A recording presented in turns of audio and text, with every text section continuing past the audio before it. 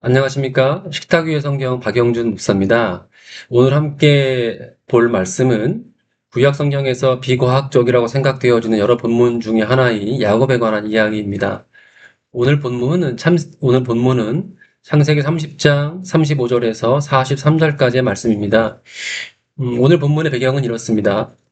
야곱이 그 고향을 떠나서 외삼촌 라반을 만나게 됩니다. 거기서 야곱은 외삼촌 라반의 둘째 딸 라헬을 보고 한눈에 반해서 라반의 집에서 종같이 그렇게 섬기게 됩니다. 오늘 우리가 함께 나눌 말씀은 이제 본격적으로 야곱이 외삼촌 라반의 집에서 일도 하고 결혼도 하고 자식도 낳은 다음에 그 집을 떠나려는 장면입니다. 야곱이 외삼촌의 재산 중에서 자기의 것을 주장하기를 얼룩이나 점박이 양이나 염소를 달라고 하였고 라반은 즉시 이러한 제안에 동의합니다. 왜냐하면 라반이 생각하기에 야곱의 이러한 제안은 자신에게 매우 유리한 것입니다. 얼룩이나 점박이인 양이나 염소는 일종의 돌연변이로서 그 수가 많지 않기 때문입니다. 외삼촌 라반은 이 제안 이후에 점박이나 얼룩이 있는 양과 염소를 따로 떼어놓게 합니다. 그렇게 하면 그런 것들이 더 이상 나타날 가능성은 거의 없어지기 때문입니다. 이것은 조금이라도 자신의 재산을 조카인 야곱에게 주지 않으려는 라반의 조치였습니다. 그리고 야곱은 이제 남은 양떼를 치게 됩니다. 이때 야곱은 양과 염소를 데리고 다니다가 새끼를 뵐 때 그 앞에 나뭇가지를 벗겨서 줄무늬를 만들어 보여줍니다. 그러자 점박이나 얼룩으로 새끼들이 실제로 태어나게 됩니다. 그리고 야곱은 많은 재산을 가지고 그의 외삼촌 라반의 집을 떠나게 된다는 내용입니다. 사실 이 이야기는 과학적 근거가 별로 없습니다. 왜냐하면 물론 현재 과학 의료 분야에서는 환경이 유전적인 어떤 특성에 영향을 줄 수 있다는 의견이 있습니다. 그런데 아마 그것도 오랜 기간 동안 환경에 노출되었을 때에 환경의 영향을 받는다라는 말이지, 오늘 본문처럼 매우 짧은 시간, 며칠 사이에 유전적인 환경의 영향을 받지는 않을 것입니다. 그렇다면 적어도 오늘 본문에서는 이 환경이 유전적인 특징에 영향을 줄 수 있는 상황은 아닌 것으로 보입니다. 즉, 얼룩무늬 새끼를 얻기 위해서 어미한테 얼룩무늬를 보여준다고 해서 새끼가 얼룩무늬로 태어나지는 않습니다. 그때 이후로 이 사건은 사실은 이해되지 않는 사건이고 성경이 비과학적이라고 하는 대표적인 본문이 되었습니다.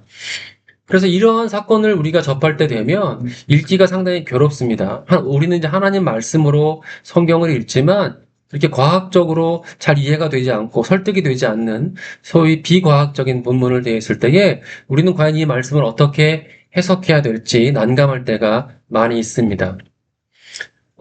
사람들이 이러한 본문을 읽었을 때 나타나는 반응은 크게 두 가지인 것 같습니다.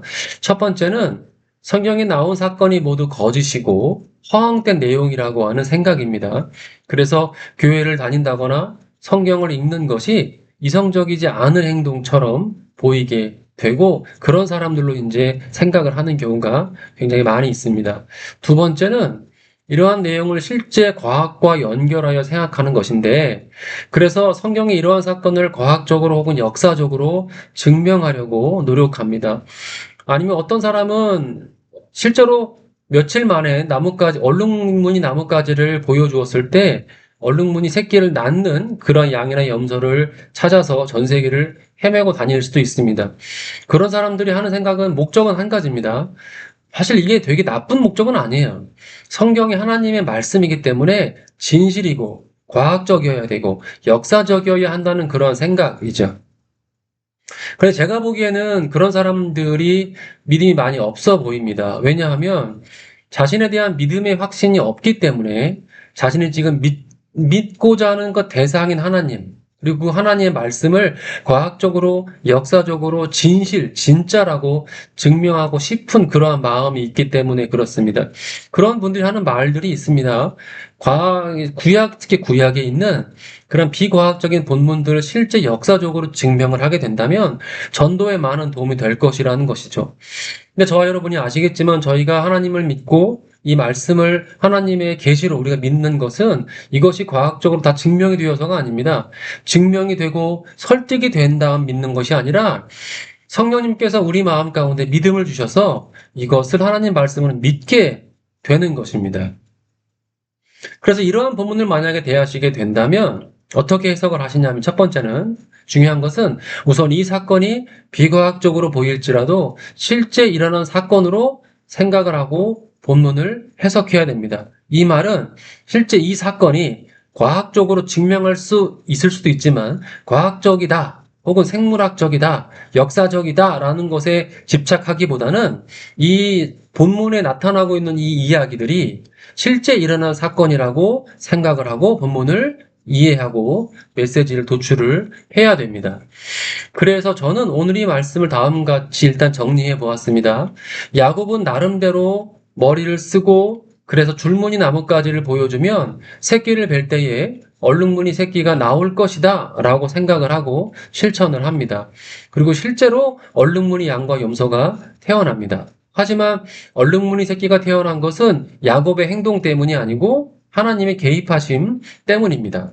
그래서 야곱의 행동은 나름 노력했지만 결과에는 전혀 영향을 주지 않는 행동입니다. 즉 원인과 결과가 일치하지 않는 행동인 것입니다. 야곱은 31장 9절에서 자신의 아내들에게 자신이 어떻게 양떼를 얻게 되었는지를 고백합니다. 그리고 나중에 외삼촌 라반을 또 만났을 때에도 자신이 하나님께서 자신과 함께 하셨다는 것을 고백합니다. 우리가 어떤 이 사건 이후에 야곱의 말을 들어보면 야곱은 어쩌면 처음부터 자신의 행동과 계획이 아니라 하나님의 은혜에 중점을 둔 것처럼 보일 수 있습니다. 다시 말하면 야곱이 이러한 다소 엉뚱한 이런 행동을 하기 전부터 하나님께서 이 사건에 개입하고자 하는 것을 마음속으로 믿고 그것을 기대하면서 이렇게 행동했다고 생각할 수 있습니다. 그렇게 실제로 설교를 하시는 분들도 있습니다. 그런데 사건의 타임라인을 좀 따라가다 보면 그렇지 않다는 것을 쉽게 알 수 있습니다. 왜냐하면 첫 번째, 창세기 31장 4절에서 9절까지 해서 야곱은 그의 아내 라헬과 레아를 불러다가 얘기를 합니다. 야곱은 이 일이 있은 후에 많은 부자가 됩니다. 30장 43절을 보면 이에 그 사람이 심히 풍부하여 양떼와 노비와 약떼와 나귀가 많았다. 그 후에 외삼촌 라반과 그의 자식들이 자신을 질투하고 시기하는 모습을 야곱은 발견을 합니다. 즉 외삼촌의 사촌들의 적개심이 커지고 있음을 라반은 알아차린 것입니다. 그리고 야곱은 그의 두 아내에게 자신이 부자가 된 경위에 대해서 매우 급하게 설명을 합니다. 31장 9절을 보시면 야곱이 고백하기를 하나님이 이같이 그대들의 아버지의 짐승을 빼앗아 내게 주셨느니라 라고 말한 후에 야곱이 꿈꾼 내용을 말하는데 그 꿈꾼 내용이 31장 10절 이하에 나옵니다. 그런데 야곱이 이러한 꿈을 꾼 것은 그가 이미 자신의 생각과 계획에 따라서 벗긴 나뭇가지를 양떼들에게 보여준 그 이후의 일입니다. 즉 야곱은 자신의 계획에 따라서 일을 추진을 했고 하나님의 개입과 은혜는 그 이후의 일인 것입니다. 두 번째, 야곱이 이 모든 것이 하나님의 은혜였음을 고백하는 시기를 보면 우선 그 아내들에게 급하게 같이 도망갈 것을 종용할 때 31장 4절 그리고 그의 외삼촌 라반이 그를 쫓아왔을 때 그의 외삼촌 라반을 급하게 설득할 때입니다.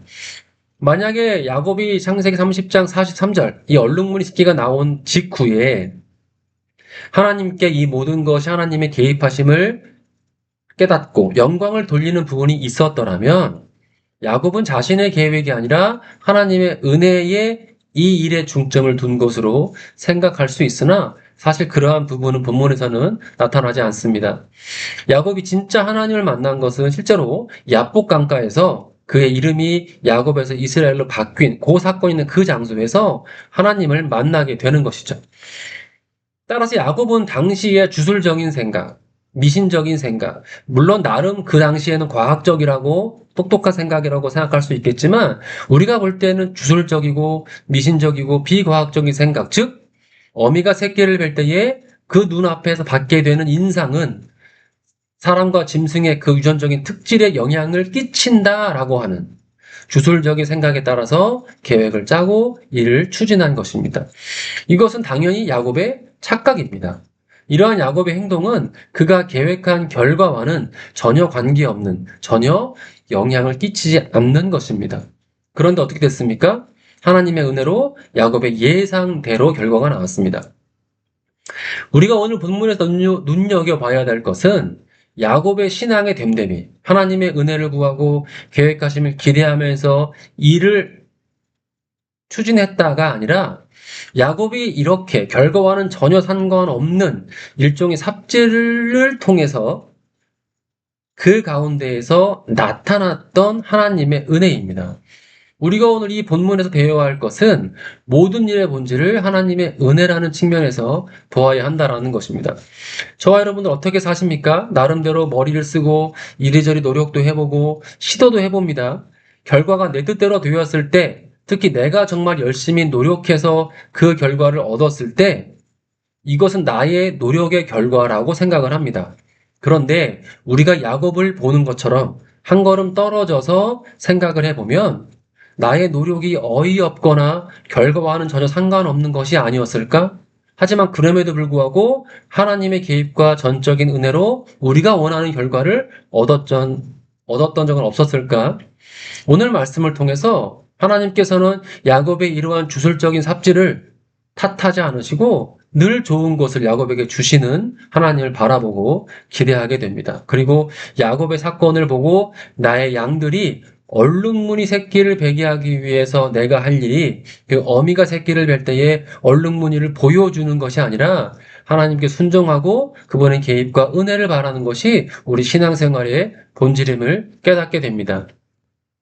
제가 사실은 이 본문을 가지고 과거에 전도사 시절에 중고등부 때 설교한 적이 있었습니다. 제목이 뭐냐면 야곱의 지혜였습니다.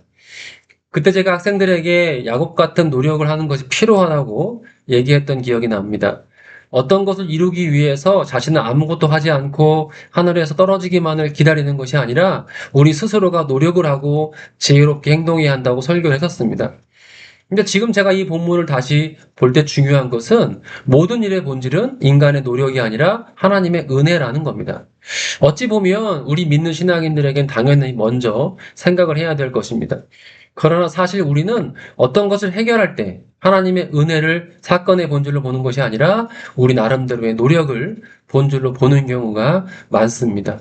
제가 처음에 95년도에 신학교에 들어갔을 때 그때는 지금보다 훨씬 더 어렸죠. 그래서 그때는 설교한 것을 이렇게 쭉 이렇게 보면 하나님의 은혜보다는 인간의 노력과 인간의 열심, 인간의 윤리적인 어떤 그런 문제들을 가지고 굉장히 강조했던 그러한 설교들을 많이 했던 것을 보게 됩니다. 하나님의 은혜도 인간의 치밀한 계획과 노력이 선행되었을 때 그 은혜가 임한다고 그렇게 강조했었습니다. 그게 틀린 건 아니죠. 하지만 제가 그 이후에 결혼을 하고 아이를 기르고 한 가정의 가장이 되고 특히 이렇게 먼 이국 땅에 와서 생활을 하고 목회를 하면서 생각이 많이 바뀌게 되었습니다. 제가 보아도 어설프고 정보도 많이 없고 나름대로 노력을 하지만 결과에 미치지 않는 정말 택도 없는 노력을 했지만 그 가운데에서도 하나님의 은혜와 개입을 경험하게 됩니다. 우리가 살면서 확신해야 될 것은 자신이 하는 것을 확신하는 것이 아니라 하나님께서 이 일을 함께 하신다는 것을 확신해야 할 것입니다. 그리고 하나님께서 좋은 것으로 자신에게 주신다는 것을 저와 여러분들이 확신해야 할 것입니다. 인간의 노력 대 하나님의 은혜, 어디에 더 중점을 두어야 될까요? 처음부터 인간의 노력과 계획에 중점을 두는 것과 하나님의 개입과 은혜에 중점을 두는 것의 차이는 이것입니다. 만약에 인간의 것에 중점을 두고 일을 추진하고 계획한다면 그 결과에 따라서 감사할 경우가 얼마나 많이 되겠습니까? 세상은 너무나 복잡하고 너무나 관계가 얽혀 있어서 본인이 아무리 열심히 하고 잘한다 하더라도 결과가 자신의 계획했던 것에 미치지 않는 경우가 굉장히 많이 있습니다. 예수님께서 우리에게 말씀하신 것처럼 범사에, 즉 모든 일에 매일매일 감사할 수가 있을까요? 그런 하나님의 은혜에 중점을 두고 모든 일을 한다면 그 결과에 상관없이 우리는 늘 감사하고 기쁠 수가 있을 것이고 이것이 바로 예수님께서 말씀하셨던 범사에 감사할 수 있는 것이겠죠. 우리가 가져야 할 신앙은 이것입니다. 자신이 하는 방법과 수단에 대한 확신이 아니라 이 일을 하나님께서 이끄시고 그분이 하신다는 확신입니다. 이것은 하나님께 대한 전적인 신뢰가 우리 마음 가운데 있을 때에 가능한 것입니다. 하나님께 대한 신뢰가 있을 때 우리가 하는 나름 삽질의 어떤 이러한 노력의 결과가 좋게 나오게 될 줄로 믿습니다. 그리고 설마 결과가 우리가 보기에는 좋지 않더라도 하나님의 신뢰하는 가운데에서 늘 감사할 수 있을 것입니다. 예수님께서는 부자가 천국에 들어가는 것이 낙타가 바늘구멍에 들어가는 것보다 어렵다고 했습니다. 뭐 다 그런 것은 아니겠지만 많은 경우에 많이 가진 자일수록 많이 배운 사람일수록 하나님의 전적인 은혜를 의지하기보다는 자신의 것을 의지하기 마련입니다. 현세에서 가난한 자, 고통받는 자가 하나님의 은혜를 더 체험할 수밖에 없고 하나님 나라를 더 경험하고 복이 있다는 그리스도의 말씀이 해상 진리임을 다시 한번 깨닫게 됩니다. 우리에게는 결과가 아니라 과정이 중요합니다. 우리가 어떤 일을 해서 무엇을 얻었느냐가 중요한 것이 아니라 그 과정 가운데에서 얼마나 하나님의 도우심을 바라고 의지했으며 신뢰했는가, 우리가 그분께 얼마나 많은 믿음을 보였는가, 이것이 하나님 보시기에는 더 중요한 포인트인 것입니다. 빌립보서 2장 13절 말씀 보시면 너희 안에서 행하시는 이는 하나님이시니 자기의 기쁘신 뜻을 위하여 너희로 소원을 두고 행하게 하시나니에서 너희의 구원을 이루다는 순종과 사랑의 삶, 그 가운데에서 하나님의 완전한 친교를 그 목표점에 도달하는 것을 의미할 것입니다. 즉 자기가 전적으로 하나님께 달려있다는 것을 알고서 이것을 함으로써 우리는 이미 현세에서 구원을 이룰 수가 있다는 겁니다. 매일매일 살아가는 과정 가운데에서 그리고 현재 살아가는 과정 가운데에서 하나님을 의지하고 열심히 그리스도의 상을 쫓아가는 저와 여러분의 그 열심이 바로 구원을 의미하는 것입니다. 그리고 하나님께서는 그런 우리에게 좋은 결과를 좋은 것으로 주실 것입니다. 그리고 그 결과에 상관없이 하나님께 감사할 수 있으며 바울이 말씀하신 것처럼 주 안에서 항상 기뻐할 수 있을 것입니다. 오늘 영상 보신 저와 영상을 보시는 여러분들, 그리고 저도 마찬가지고요. 어떤 일을 하시든지 하나님을 먼저 신뢰하고 그분의 개입과 은혜를 바라고 그 가운데 거하시는 여러분 되시기를 바랍니다. 오늘은 이만 마치겠습니다.